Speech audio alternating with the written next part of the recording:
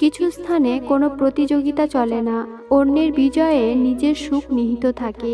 প্রতিটি মানুষের ডিপ্রেশনের পেছনে সংসারের আপন মানুষগুলো সবচেয়ে বেশি দায়ী। মন খুলে কথা বলতে না পারলে মানুষ অসুস্থ হয়ে যায়।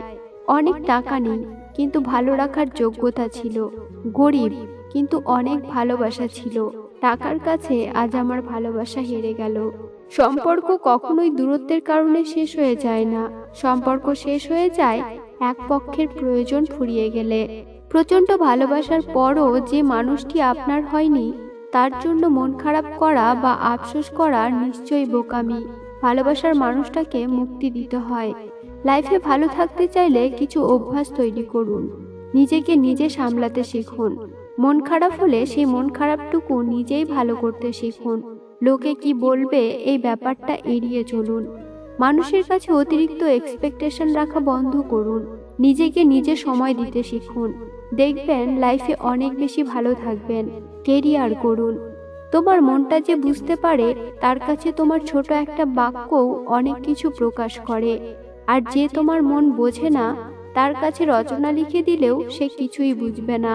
প্রিয় মানুষ ছেড়ে চলে যাবে, বেস্ট ফ্রেন্ড বেইমানি করবে, ফ্যামিলি প্রবলেম বেড়ে যাবে, ডিপ্রেসড লাগবে, একাকিত্বে ডুবে যাবে, তবুও থেমে থাকা যাবে না। জীবন সুন্দর।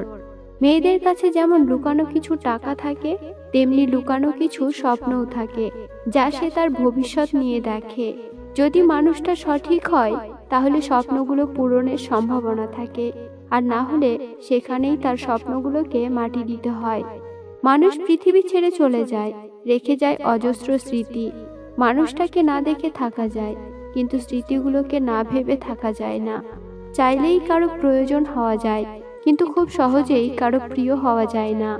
একজন মেয়ে সুন্দর হওয়ার চেয়ে চরিত্রবান হওয়া বেশি প্রয়োজন। ষষ্ঠ শ্রেণীর প্রশ্নপত্রে ইংরেজিতে 200 শব্দের মধ্যে মা সম্পর্কে একটি রচনা লিখতে দেওয়া হয়েছিল। সময় দেওয়া হয়েছিল আধ ঘন্টা। একটি মেয়ে মাত্র 1 মিনিটের মধ্যে তার কাগজ জমা দেয়। সে কেবল একটি বাক্য লিখেছিল, তবে পূর্ণ নম্বর পেয়েছিল।